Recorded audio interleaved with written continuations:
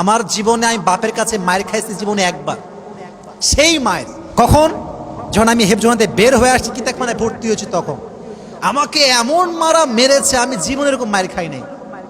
কেন মেরেছে? একটাই কারণ, এই মোবাইল ফোন। আমি চাইতাম ফোন ইউজ করবো, আব্বা বলতো না, never ever you can't use this smartphone, হবে না, এটা আমার দ্বারা হবে না। তো আমি কি করেছিলাম, চুরি করে ফোন কিনেছিলাম। আমি দুষ্টু ছিলাম, এটা আমি অস্বীকার করি না। তা আমার মনে আছে, আমার বাবা জানতে পেরেছে যে আমি মোবাইল ফোন কিনেছি চুরি করে।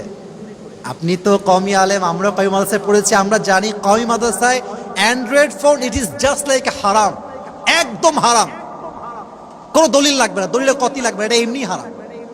তা আমার বাবা, আমি মোবাইল ফোন কিনেছি, আব্বা জানে, আমাকে মানা করছে যে বাবা রেখে দাও, তোমার বয়স হয়নি, বয়স হলে আমি তোমাকে নিজে কিনে দিব, সমস্যা নাই। আমি মানি নাই।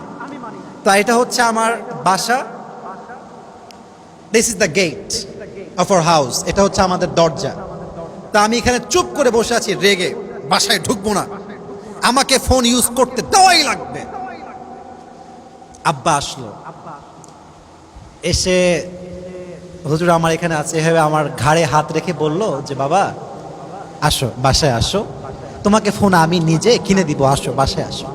আমি বলছি আমি যাবো না, আমার এখনই ফোন লাগবে। এই যে মায়ের শুরু হলো, মায়ের খাইতে খাইতে আমার মা দৌড়ায় আসছে যে ওরা আর মাইরেন না আপনি।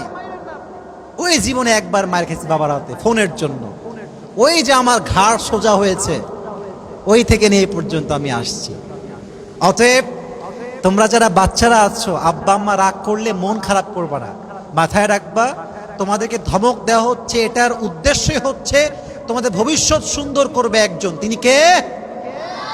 বাসায় গিয়ে অ্যান্ড্রয়েড ফোনে হাত দিবা না, স্মার্টফোনে হাত দিবা না, কখনো মোবাইল ফোনে গেমস খেলা, বাজে ভিডিও দেখা, গান দেখা, মুভি দেখা, কোনো সিনেমা দেখা যাবে না। বাচ্চারা সবাই রাজি আছো তো ইনশাআল্লাহ?